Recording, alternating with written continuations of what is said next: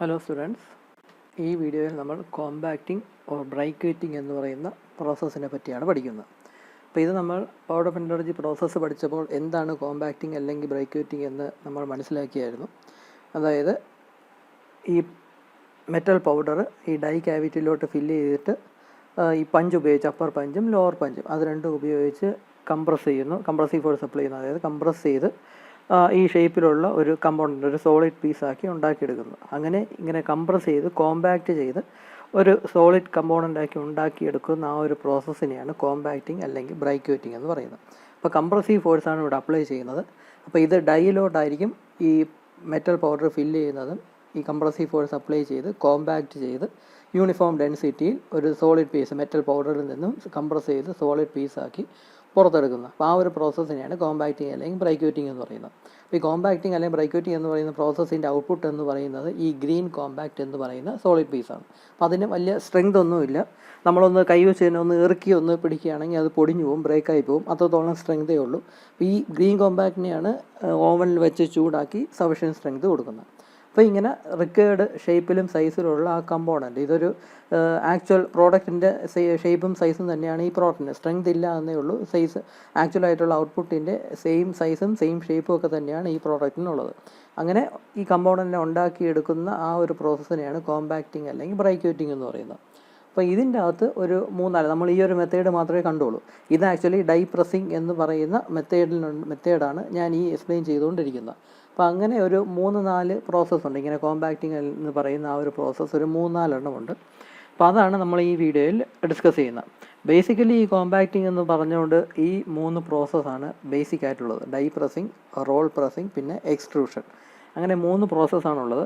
നമ്മുടെ സിലബസിൽ ഇങ്ങനെ ഒരു പ്രോസസ്സും കൂടെ പറയുന്നുണ്ട്. ഇത് സ്പെഷ്യൽ ടൈപ്പ് ഓഫ് പ്രോസസ്സ് എന്ന് വേണമെങ്കിൽ പറയാം. ഇതും കോമ്പാക്റ്റിംഗ് എന്ന് പറയുന്ന ആ കാറ്റഗറിക്കകത്ത് വരുന്ന ഒരു പ്രോസസ്സാണ്. ഇത് സിലബസിൽ പ്രത്യേകം എടുത്തു പറയുന്നുണ്ട്. ഇത് ഐസോസ്റ്റാറ്റിക് പ്രസ്സിങ് അല്ലെങ്കിൽ ഐസോസ്റ്റാറ്റിക് മൗൾഡിങ് എന്ന് പറയുന്ന ഈ ഒരു പ്രോസസ്സ്. അപ്പോൾ എക്സാമിന് മേ ബി ഈ ഒരു പ്രോസസ്സ് മാത്രമായിട്ട് ഒരു 3 or 4 മാർക്സിന് നിങ്ങൾക്ക് ചോദിക്കാം. ഫിഗർ വരച്ച് സംഭവം എക്സ്പ്ലെയിൻ ചെയ്യണം. വർക്കിംഗ് ഒക്കെ വളരെ സിമ്പിളാണ്, വളരെ സിമ്പിളായിട്ടുള്ള സംഭവം തന്നെയാണ്. അപ്പോൾ ഫിഗർ വരച്ച് സംഭവം എന്താണെന്ന് എക്സ്പ്ലെയിൻ ചെയ്യാം. അപ്പോൾ ഇത് മാത്രമായിട്ട് മേ ബി എക്സാമിന് ഒരു 3 or 4 മാർക്സിന് ചോദിക്കാം. അതല്ലെങ്കിൽ ഡിഫറെൻറ്റ് കോമ്പാക്റ്റിംഗ് അല്ലെങ്കിൽ ബ്രൈക്കേറ്റിംഗ് മെത്തേഡ്സ് എന്നും പറഞ്ഞുകൊണ്ട് 10 മാർക്സിന് ക്വസ്റ്റ്യൻ ചോദിക്കാം. അപ്പോൾ ഈ 10 മാർക്സിന് ക്വസ്റ്റ്യൻ ചോദിക്കുമ്പോൾ ഈ ആദ്യത്തെ 3 എണ്ണം എക്സ്പ്ലെയിൻ ചെയ്താലും മതി. കാരണം പല ടെക്സ്റ്റ് ബുക്കിലും നമ്മുടെ റെഫറൻസിൽ കൊടുത്തിട്ടുള്ള പല ടെക്സ്റ്റ് ബുക്കിലും ഈ കോമ്പാക്റ്റിംഗ് പ്രോസസ്സ് എന്ന് പറഞ്ഞുകൊണ്ട് ഈ 3 എണ്ണം മാത്രമേ കൊടുത്തിട്ടുള്ളൂ. ഒരു സ്പെഷ്യൽ കാറ്റഗറിക്കകത്താണ് ഈ 4ാമത് വരുന്നത്. അപ്പോൾ അതുകൊണ്ട് ഡിഫറെൻറ്റ് കോമ്പാക്റ്റിംഗ് പ്രോസസ്സ് എന്ന് ചോദിക്കുകയാണെങ്കിൽ ആദ്യത്തെ 3 എണ്ണം എക്സ്പ്ലെയിൻ ചെയ്താലും മതി. അപ്പോൾ ആദ്യത്തെ 3 എണ്ണത്തിന് ഓരോന്നിനും ഫിഗറുണ്ട്. സിമ്പിളായിട്ടുള്ള ഫിഗർ തന്നെയാണ്. സിമ്പിളായിട്ടുള്ള ഫിഗർ വരച്ച് സംഭവം എന്താണെന്ന് എക്സ്പ്ലെയിൻ ചെയ്യാം. ഈ ഐസോസ്റ്റാറ്റിക് പ്രസ്സിങ് എന്ന് പ്രത്യേകം എടുത്ത് ചോദിക്കുന്നതെങ്കിൽ മാത്രം ഈ ഒരു സംഭവം എഴുതിയാൽ മതി. അപ്പം നമുക്ക് ഇന്ന് ഈ വീഡിയോയിൽ ഈ 4 കാര്യങ്ങളാണ് പഠിക്കേണ്ടത്. ആദ്യമായിട്ട് ഡ്രൈ പ്രസ്സിങ് എന്ന് പറയുന്ന സംഭവം. അപ്പം അതിന് മുന്നേ ഈ റോൾ പ്രസ്സിങ്ങും എക്സ്ട്രൂഷനും ഇത് രണ്ടും സത്യം പറഞ്ഞാൽ നിങ്ങൾ ആൾറെഡി പഠിച്ചിട്ടുള്ളതൊക്കെ തന്നെയാണ്. നമ്മുടെ BME നിങ്ങൾ ഫസ്റ്റ് ഇയറിൽ BME എന്ന് പറയുന്ന സബ്ജക്റ്റിൽ ഇതിൻ്റെ ബേസ് നിങ്ങൾ പഠിച്ചിട്ടുണ്ട്. ഫിഗർ കാണുമ്പോഴേ നിങ്ങൾക്ക് ഇതിൻ്റെ വർക്കിംഗ് എന്താണെന്ന് മനസ്സിലാവും. അപ്പോൾ ഡൈ പ്രസ്സിംഗ് ആണ് നമ്മൾ ആദ്യമായിട്ട് പഠിക്കാൻ പോകുന്നത്. അപ്പോൾ ഈ ഡൈ പ്രസ്സിംഗ് ആണ് സംഭവം ഞാൻ ഇത്രയും നേരം എക്സ്പ്ലെയിൻ ചെയ്തുകൊണ്ടിരുന്ന സാധനം. നമ്മൾ ഈ ഒരു ഫിഗർ ഉപയോഗിച്ച് തന്നെ പലതവണ ഈ പൗഡർ മെറ്റലർജി പ്രോസസ്സ് നമ്മൾ എക്സ്പ്ലെയിൻ ചെയ്തു. ആ പ്രോസസ്സ് തന്നെയാണ് സംഭവം ഈ ഡൈ പ്രസ്സിംഗ് എന്തുകൊണ്ട് ഉദ്ദേശിക്കുന്നത്. അപ്പോൾ ഈ ഡൈ പ്രസ്സിംഗ് എന്ന് പറഞ്ഞാൽ ഒരു ക്യാവിറ്റി കാണും.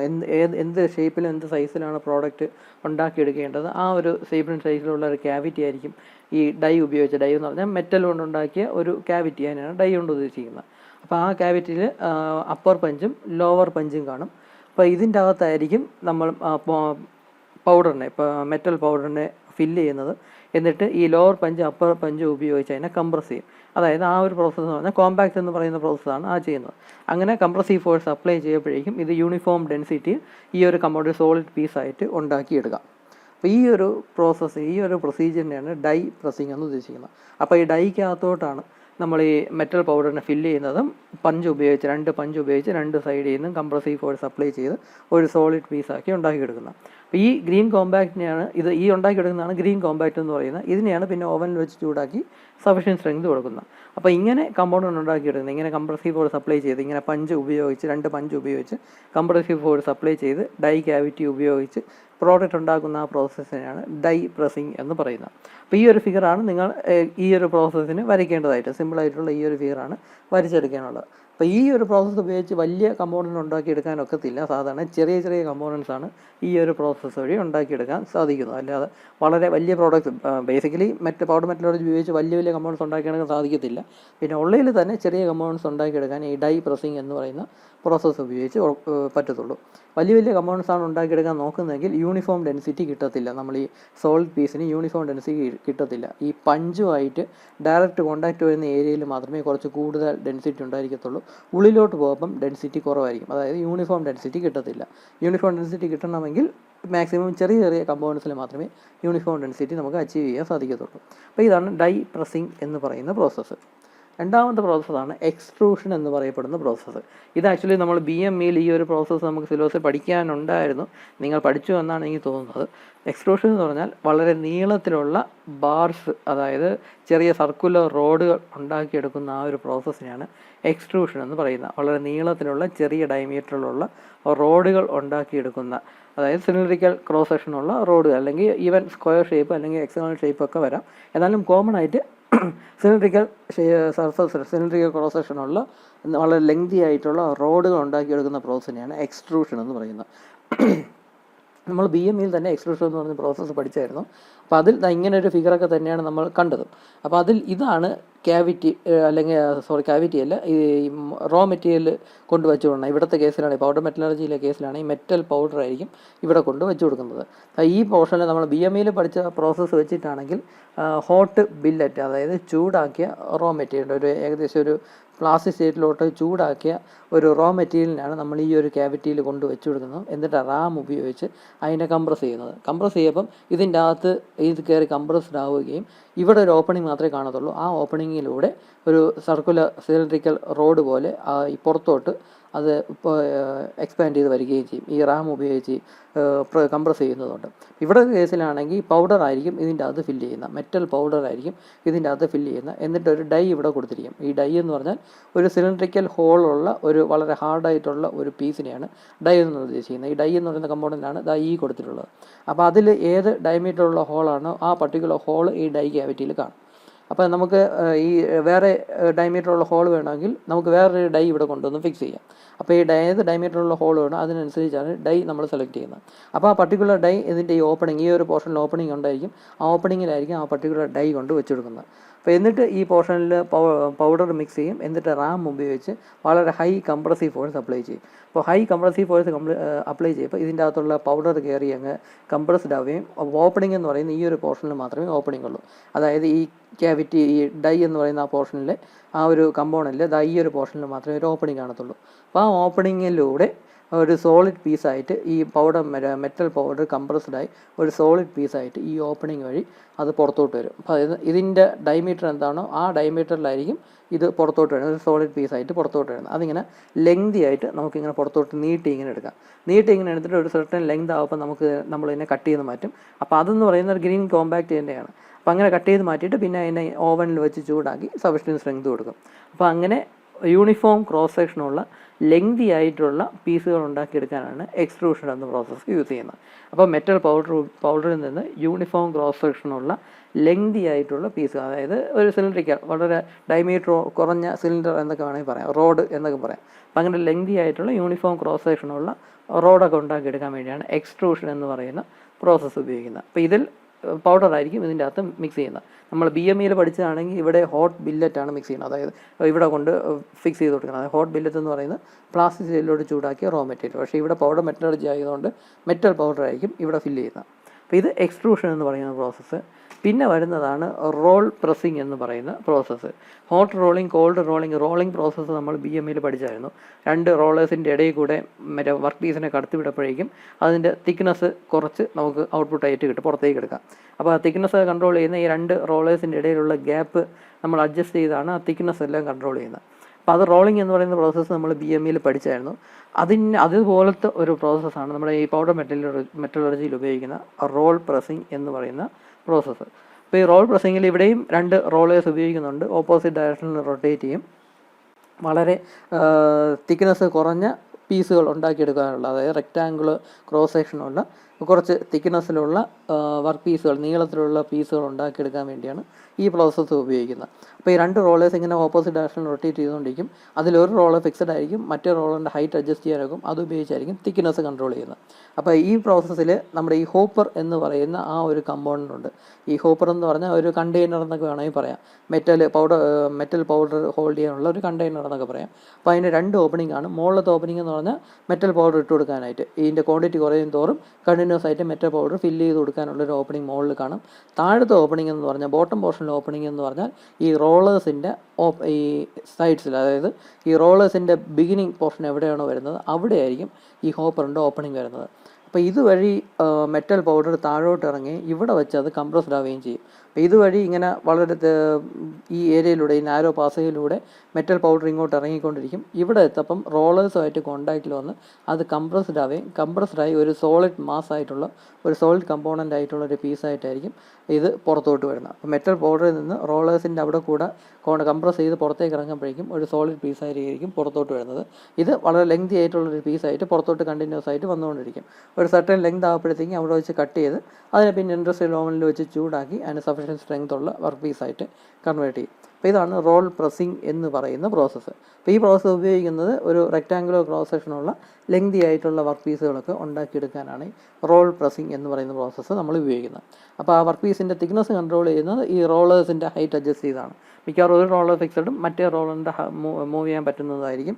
അപ്പോൾ മൂവ് ചെയ്യാൻ പറ്റുന്ന റോളർ മിക്കവാറും മുകളിലത്തെ റോളറായിരിക്കും അങ്ങനെ മൂവ് ചെയ്യാൻ പറ്റുന്നത്. അതിൻ്റെ ഹൈറ്റ് അഡ്ജസ്റ്റ് ചെയ്ത്, പൊസിഷൻ അഡ്ജസ്റ്റ് ചെയ്ത് നമുക്ക് ഇതിൻ്റെ തിക്നെസ് നമുക്ക് കൺട്രോൾ ചെയ്യാം.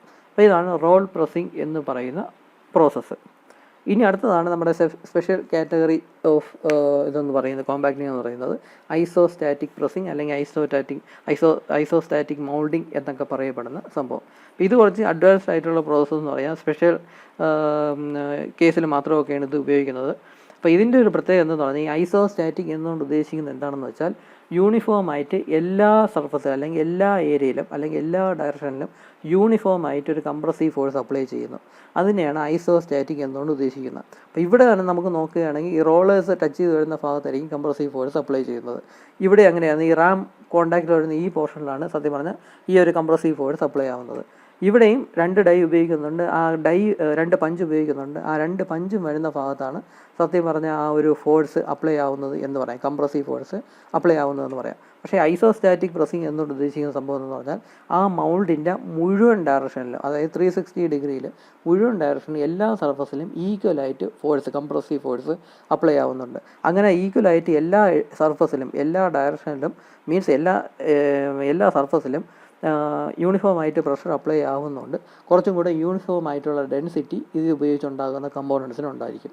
ഇതെങ്ങനെയാണെന്ന് പറഞ്ഞാൽ ഇതൊരു കണ്ടെയ്നറാണ്. ആ കണ്ടെയ്നറിൻ്റെ അകത്ത് ഈ ഒരു ഷേപ്പിലിരിക്കുന്ന ഈ സംഭവമാണ് മൗൾഡ് എന്ന് പറയുന്നത്.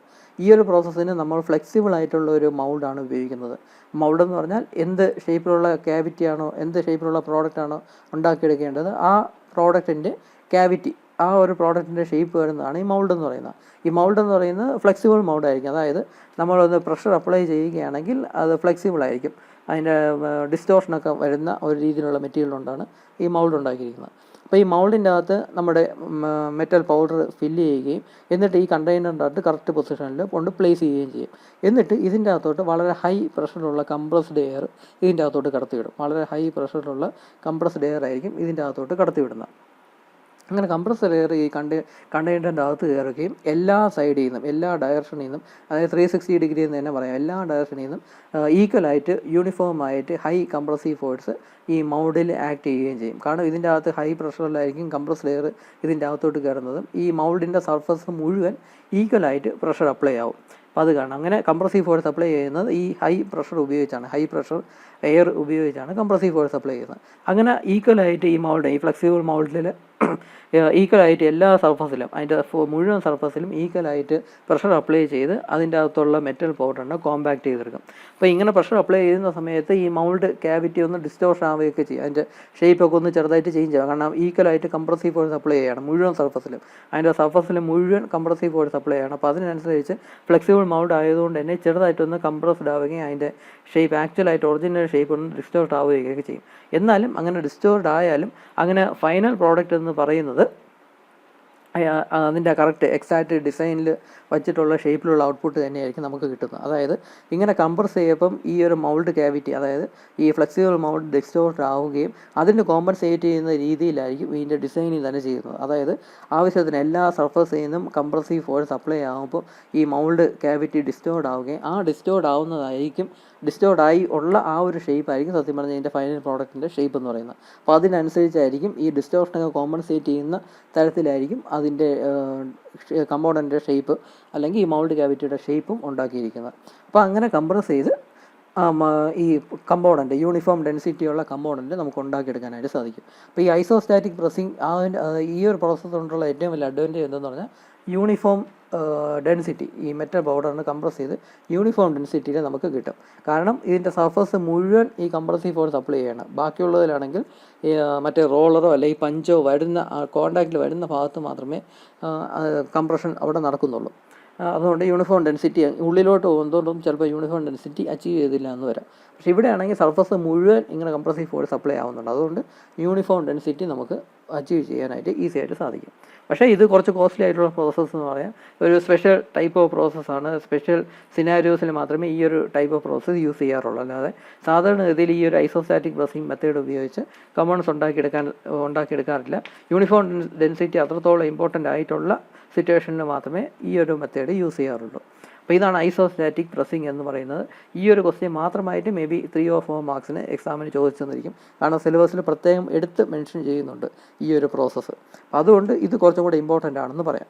അപ്പോൾ ഈ ഒരു ഫിഗർ വരച്ച് നിങ്ങൾക്ക് സംഭവം എക്സ്പ്ലെയിൻ ചെയ്യാം. ഇതിൻ്റെ പ്രോസസ്സൊക്കെ ഒരു 3-4 സെൻറ്റൻസിൽ എഴുതാനുള്ളതേ ഉള്ളൂ. പിന്നെ ഉള്ളതാണ് നമ്മുടെ കോമൺ ആയിട്ട് ഉപയോഗിക്കുന്ന കോമ്പാക്റ്റിംഗ് പ്രോസസ്സുകളായ roll pressing, extrusion, die pressing. അപ്പോൾ ഈ 3 10 മാർക്സ് ക്വസ്റ്റ്യൻ ആയിട്ടും ചോദിക്കാൻ സാധ്യതയുണ്ട്. Compacting, different methods of compacting ചോദിക്കുകയാണെങ്കിൽ ഈ ആദ്യത്തെ 3 മാത്രം എഴുതിയാൽ മതി. കാരണം 4ാമത്തെ ഒരു സ്പെഷ്യൽ കാറ്റഗറിയിൽ വരുന്നതാണ്. അത് ഇതിൻ്റെ കൂടെ എഴുതേണ്ട ആവശ്യമില്ല. അപ്പോൾ ഇതാണ് ഡിഫറെൻറ്റ് കോമ്പാക്റ്റിംഗ് മെത്തേഡ്സ് എന്ന് പറയുന്നത്. നമുക്ക് അടുത്ത വീഡിയോയിൽ സിൻറ്ററിങ് മെത്തേഡ്സിനെ പറ്റി പഠിക്കാം. അപ്പോൾ ഈ വീഡിയോയിൽ ഇത്രയേ ഉള്ളൂ. Thank you.